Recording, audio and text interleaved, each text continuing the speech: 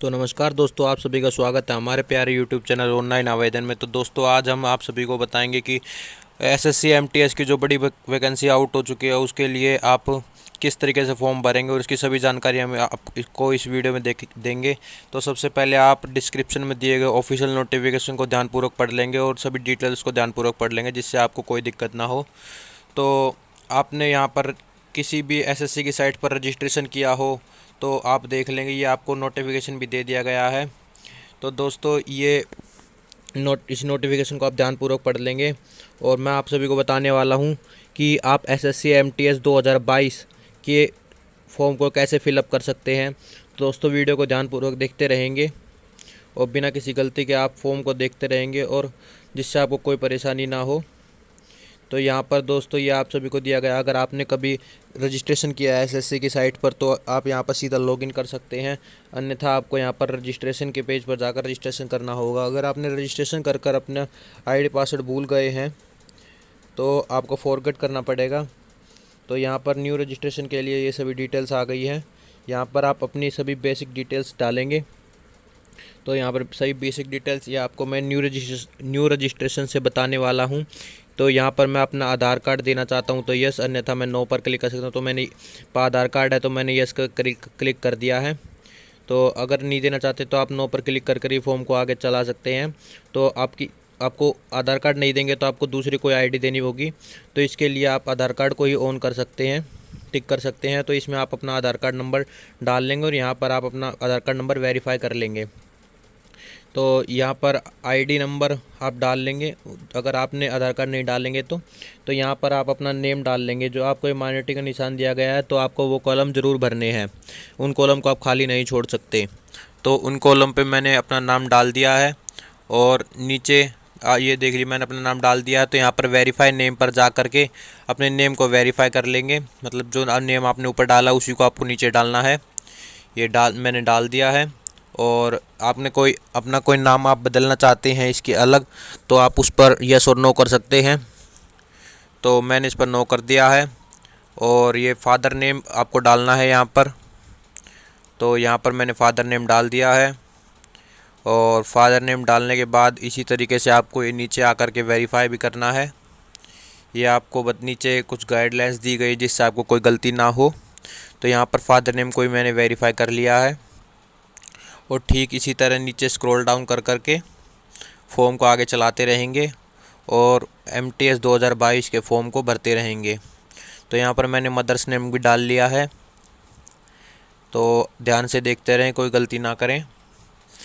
और तो यहाँ पर हमने अब मदर नेम को भी वेरीफाई कर लिया है। और यहाँ पर हमें अब डेट ऑफ बर्थ डालनी है। डेट ऑफ बर्थ के लिए भी नीचे हमें गाइडलाइंस दी गई नीले अक्षरों में, तो उस हिसाब से हमने अपनी डेट ऑफ बर्थ भी डाल ली है। और यहाँ पर हमें डेट ऑफ बर्थ को भी वेरीफाई करना है। जो ये हमारा रजिस्ट्रेशन पेज है तो इसमें इन सभी डिटेल्स को डालना पड़ेगा। तो अब हमने अपनी डेट ऑफ बर्थ को भी वेरीफाई करने के बाद हमें 10th की डिटेल्स मांगी गई हैं। तो यहाँ पर हम अपनी एजुकेशन बोर्ड डालेंगे, हमने किस बोर्ड से अपनी एजुकेशन करी है। तो उस डिटेल को डालने के बाद अब हम देखेंगे कि ये हमने अपना वेरीफाई, अब इसे वेरीफाई भी करना होगा।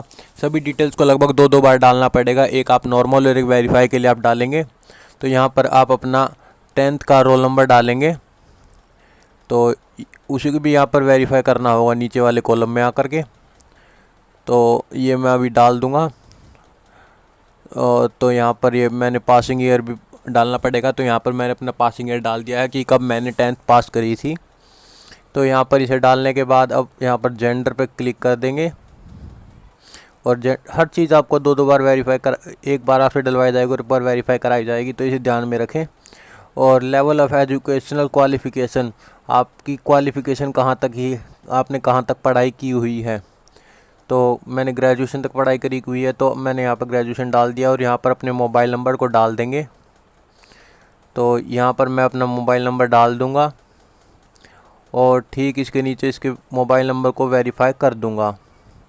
तो यहाँ पर ठीक इसी तरह जैसे मैंने आपको मोबाइल नंबर बताया, इसी तरह आप यहाँ पर अपनी ईमेल आईडी डाल देंगे और ठीक इसी तरह यहाँ पर ईमेल आईडी को भी आप वेरीफाई कर लेंगे। और अपना आपका स्टेट या अर्बन टेरिटरी या केंद्र शासित प्रदेश आप जिसमें रहते हैं उसका आप डाल देंगे ये आपका रजिस्ट्रेशन सक्सेसफुल हो चुका है आपके फ़ोन पर, और आपके उस पर ये ईमेल पर आपकी डिटेल आ जाएंगी और यहाँ पर आपका रजिस्ट्रेशन नंबर शो भी कर रहा है। तो अब सीधा लॉगिन पेज पर आ जाएंगे। लॉगिन पेज पर आने के बाद यहाँ पर अपनी रजिस्ट्रेशन आईडी डाल लेंगे, नीचे उसका पासवर्ड डाल लेंगे। तो दोस्तों यहाँ पर फिर उसके बाद आप यहाँ पर अपनी रजिस्ट्रेशन आईडी और पासवर्ड डालने के बाद आपको ये पासवर्ड चेंज के लिए बोलेगा कि आप अपने मर्ज़ी से कोई अपना पासवर्ड रख लीजिए। तो यहाँ पर अपना ओल्ड पासवर्ड और यहाँ पर न्यू पासवर्ड, और न्यू पासवर्ड के नीचे उसका न्यू पासवर्ड को कंफर्म कर लेंगे और फिर इस पर क्लिक कर करके आपका पासवर्ड चेंज हो गया है। तो पासवर्ड चेंज करने के बाद आप अपने लॉगिन पेज पर पहुँच जाएंगे। तो जैसे ही आप इस पर क्लोज पर करेंगे तो आप अपने लॉगिन पेज पर आ गए हैं। इसी लॉगिन पेज पर आने के बाद आप यूँ देखेंगे कि जो ये सभी डिटेल्स हमने डाली थी लॉगिन पेज रजिस्ट्रेशन पेज पर, वो सभी डिटेल्स अब हमें नहीं डालनी पड़ेगी। सीधा अब हम लॉगिन कर लेंगे। जैसे हमने लॉगिन पर क्लिक करा तो हमारी सभी डिटेल्स जो रजिस्ट्रेशन पेज में थी वो डलाई आ गई है। तो बस हम इसे देखकर आगे अगले पेज पर चले जाएंगे। अगले पेज पर जाने के बाद हम देखेंगे कि एडिशनल कॉन्टैक्ट डिटेल सभी चीज़ें आ चुकी हैं। तो यहाँ पर हम अपनी कैटेगरी डाल लेंगे। आप जर्नल से बिलोंग करते हो तो journal, EWS, OBC, SC ST आपकी जो कैटेगरी है आप उस पर डाल लेंगे। इन सभी में से किसी पे भी आप क्लिक कर सकते हैं जो आपकी कैटेगरी से बिलोंग करते हो, और इसमें ध्यानपूर्वक डालें कि इसको आप गलत ना करें। तो मैंने यहाँ पर अपनी कैटेगरी को जर्नल डाल लिया है, और यहाँ पर नेशनलिटी में मैं यहाँ पर इंडिया का नागरिक हूँ तो सिटीजन ऑफ इंडिया डाल लिया है मैंने। और कोई आपके हाथ पर माथे पर कोई कट का मार्क हो तो उसे डाल लेंगे। जो मैंने माथे पर कट का मार्क है तो मैंने डाल लिया। अगर कोई आपको मार्क नहीं है पहचान के लिए तो मैं उस पर नोट लिख सकते हैं। तो आगे चल जाएंगे। तो यहाँ पर आपको जो ये डार्क बॉक्स दी गई इनमें आप कुछ डिटेल्स नहीं डालेंगे, और यहाँ पर अपना परमानेंट एड्रेस आप डाल देंगे जहाँ पर आप स्थायी रूप से रहते हैं, और यहाँ पर अपना स्टेट और डिस्ट्रिक्ट एंड पिन कोड यहाँ पर डाल देंगे। अगर आपका करंट एड्रेस और परमानेंट एड्रेस सेम है तो आप इस पर यस कर देंगे, अन्यथा आप इस पर नो भी कर सकते हैं। तो यहाँ पर अपना एड्रेस डिटेल डालने के बाद आप इस पर यस पर क्लिक करने के बाद ये सभी डिटेल सेम हो जाएंगी, और अगले पेज पर आ जाएंगे। और ये यहाँ पर डिक्लेरेशन का पेज है आपका, कि आपसे डिक्लेयर करवा देंगे कि मैंने कोई जानकारी गलत नहीं करी है। तो इस पर आई एग्री कर आप आगे फाइनल सबमिशन पर चले जाएंगे। तो आपको ये मोबाइल नंबर पर और आपकी जीमेल पर दोनों जगह आपको OTP सेंड करेगा। तो आपको वो OTP इसके अंदर डालना पड़ेगा, और देन उसके बाद सबमिट पर क्लिक करना पड़ेगा। तो यहाँ पर मैंने ये दोनों चीज़ें डाल ली हैं। तो मैं यहाँ पर अब अपने अगले पेज पर आ गया हूँ। तो देखेंगे आपका रजिस्ट्रेशन सक्सेसफुल हो चुका है। आपका रजिस्ट्रेशन नंबर, आपको सभी चीज़ें मिल चुकी हैं। तो ये रजिस्ट्रेशन हो गया हमारा, और अब हम इसे लॉगिन करके अब हम अपने लॉगिन पेज पर जिसमें आ गए हैं लॉगिन करके अंदर। तो यहाँ पर हमें सभी डिटेल्स अपना रिज़ल्ट भी देख सकते हैं, एप्लीकेशन हिस्ट्री, हमने कौन सी एप्लीकेशन भरी है, और मॉडिफाई भी उसे कर सकते हैं। तो हमारे पास सबसे ऊपर आएगा मल्टीटास्किंग स्टाफ 2022 की आपकी वैकेंसी है। यह आप इसे ध्यानपूर्वक देख लेंगे। तो दोस्तों आप इसे देखेंगे कि इसमें आप कोई गलती ना करें। तो यहाँ पर आप अप्लाई पर क्लिक करेंगे। अप्लाई पर क्लिक करने के बाद आप इसे स्क्रॉल डाउन कर लेंगे, और देन स्क्रॉल डाउन करने के बाद आप इसे ध्यानपूर्वक देखते रहेंगे कि आपकी जो आपने डिटेल्स डाली थी वह सभी डिटेल्स आ गई हैं।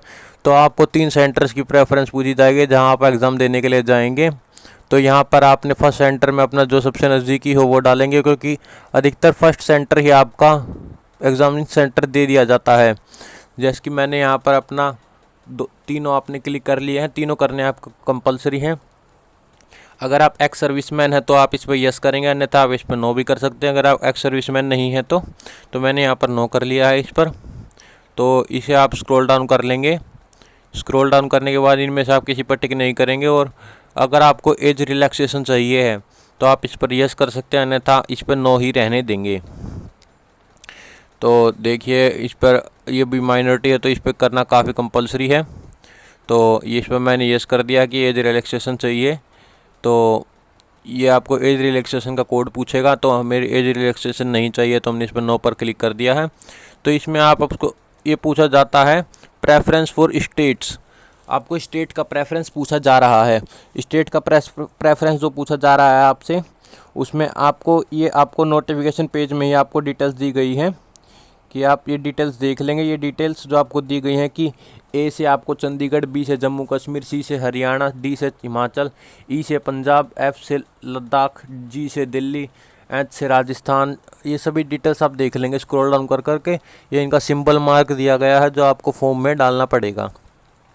तो यहाँ पर मैंने अपना जी डाल लिया है, जी तो जो दिल्ली के लिए था मैंने डाल लिया है। और इसके आगे अब आप अपनी एक और प्रेफरेंस डाल लेंगे।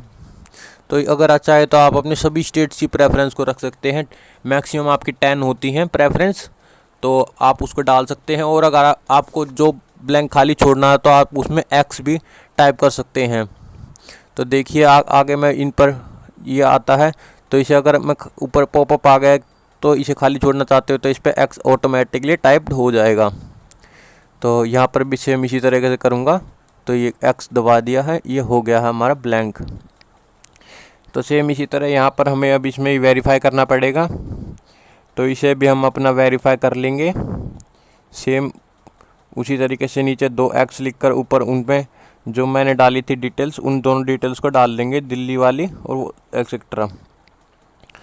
और आपको ये हायर एजुकेशनल पूछी जा रही है कि आपने हायर का एजुकेशन कहाँ तक करी है। तो मैंने हायर एजुकेशन में मैंने अपनी पहले ग्रेजुएशन डाली थी, आपको दिखाई थी ग्रेजुएशन डालकर।